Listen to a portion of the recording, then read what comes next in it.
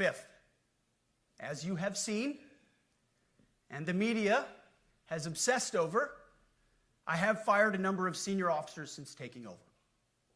The previous chairman, other members of the Joint Chiefs, combatant commanders, and other commanders. The rationale for me has been straightforward.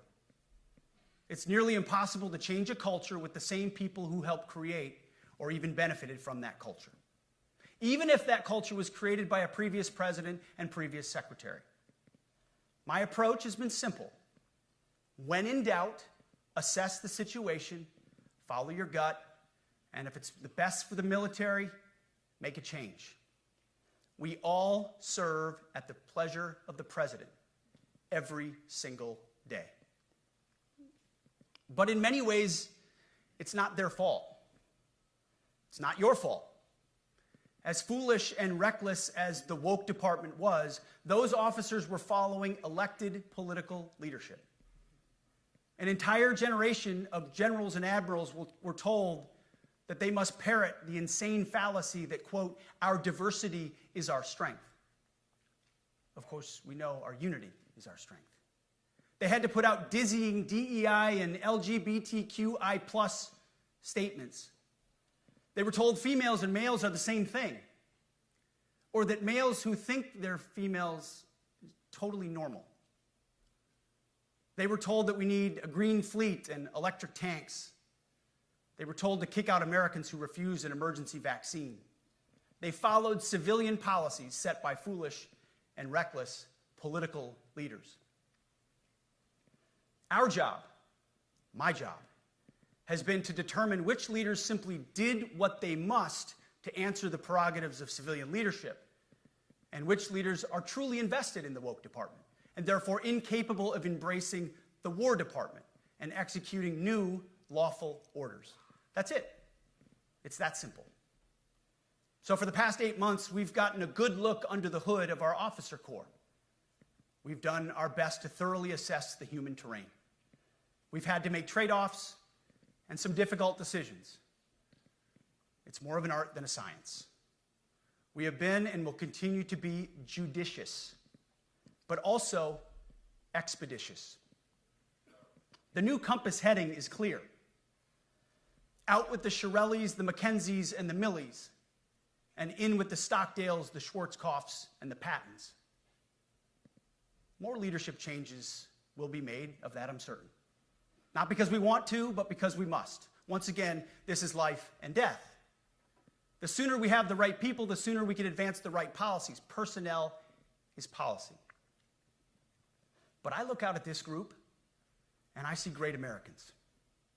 Leaders who have given decades to our great republic, at great sacrifice to yourselves and to your families. But if the words I'm speaking today are making your heart sink, then you should do the honorable thing and resign. We would thank you for your service. But I suspect, I know, the overwhelming majority of you feel the opposite. These words make your hearts full. You love the War Department because you love what you do, the profession of arms. You are hereby liberated to be an apolitical, hard-charging, no-nonsense, constitutional leader that you joined the military to be. We need you locked in on the M, not the D, the E, or the I, not the DEI or the DIE of dime. By that I mean the M, military, of the instruments of national power. We have entire departments across the government dedicated to diplomatic, informational, and economic lines of effort. We do the M. Nobody else does. And our GOFOs need to master it in every domain and every scenario. No more distractions, no more political ideologies, no more debris. Now, of course, we're going to disagree at times. We would not be Americans if we didn't. Being a leader in a large organization like ours means having frank conversations and differences of opinion. You will win some arguments, and you will lose some arguments. But when civilian leaders issue lawful orders, we execute.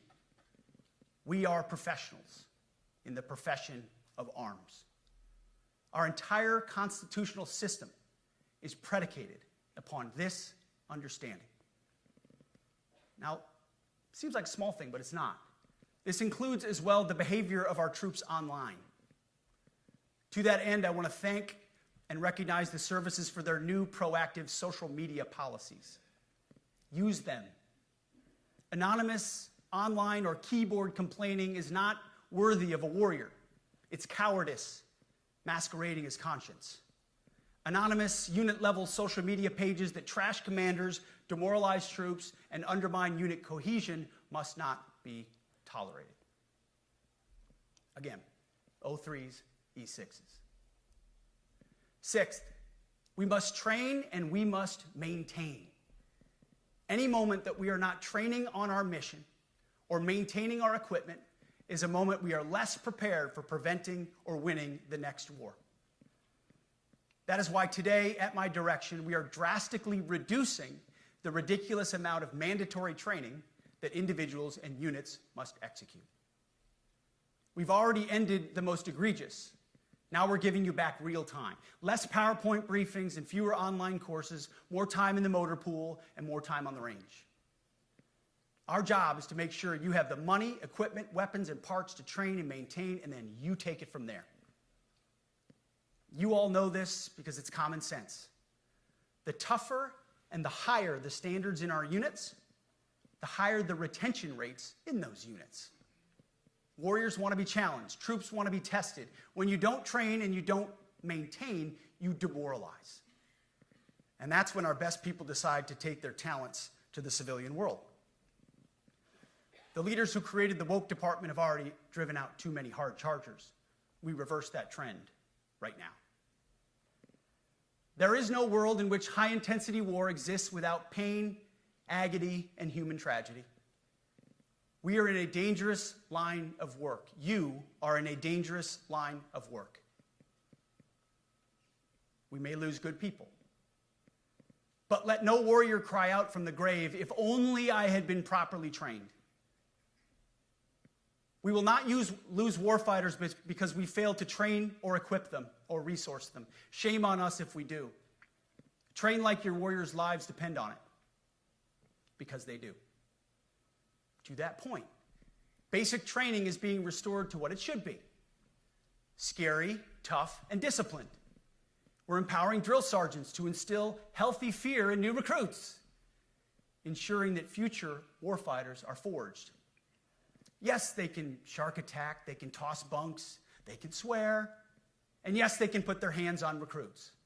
This does not mean they can be reckless or violate the law, but they can use tried and true methods to motivate new recruits, to make them the warriors they need to be. Back to basics at basic as well. Of course, and you know this, basic training is not where mission readiness should end. The nature of the evolving threat environment demands that everyone, in every job, must be ready to join the fight if needed. A core credo of the Marine Corps is every Marine a rifleman. It means that everyone, regardless of MOS, is proficient enough to engage an enemy threat at sea, in the air, or in a so-called rear area. We need to ensure that every member of our uniformed military maintains baseline proficiency in basic combat skills, especially because the next war, like the last, will likely not have a rear area. Finally, as President Trump rightly pointed out when he changed the department name, the United States has not won a major theater war since the name was changed to the Department of Defense in 1947. One conflict stands out in stark contrast: the Gulf War. Why?